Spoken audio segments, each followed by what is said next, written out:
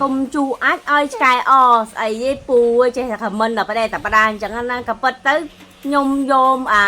វីដេអូនឹងមកដើម្បីចែកម្លែកពីរបៀបកែច្នៃកុងកណឺឲ្យคล้ายទៅជាកន្លែងដែលមានប្រយោជន៍អញ្ចឹងណាពូអញ្ចឹងយើងរៀនកែច្នៃបន្តិចបន្តួចទៅបងប្អូនដែលគាត់ចូលចិត្តកែច្នៃ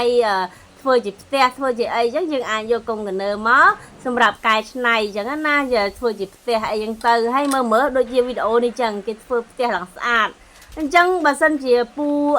ទំនេរពូយកកំណត់ពូហ្នឹងទៅមើលពីរបៀបកែច្នៃថាអ្វីទៅអាចជាប្រយោជន៍បានអញ្ចឹងណាពូអញ្ចឹងយើងចេះតែមើលលេងទៅពូកុំយកចិត្តទុកដាក់ច្រើនពេកណាពូហើយនឹងហើយឲ្យតន់ត្រេនពូចូលមកខមមិនខ្ញុំអញ្ចឹងខ្ញុំក៏មិនដឹងថាឆ្លើយឆ្លងពូដោយរបៀបណាមានតែឆ្លើយឆ្លងតាមរយៈវីដេអូនេះឯងហ្នឹងហើយវីដេអូនេះជូនពូមើលកំសាន្តលេងណាពូណាហ្នឹងហើយអរគុណច្រើនហ្នឹងហើយអរគុណច្រើនបងប្អូនទាំងអស់គ្នាបាយបាយសាឡាមអាឡៃគុំជម្រាបលា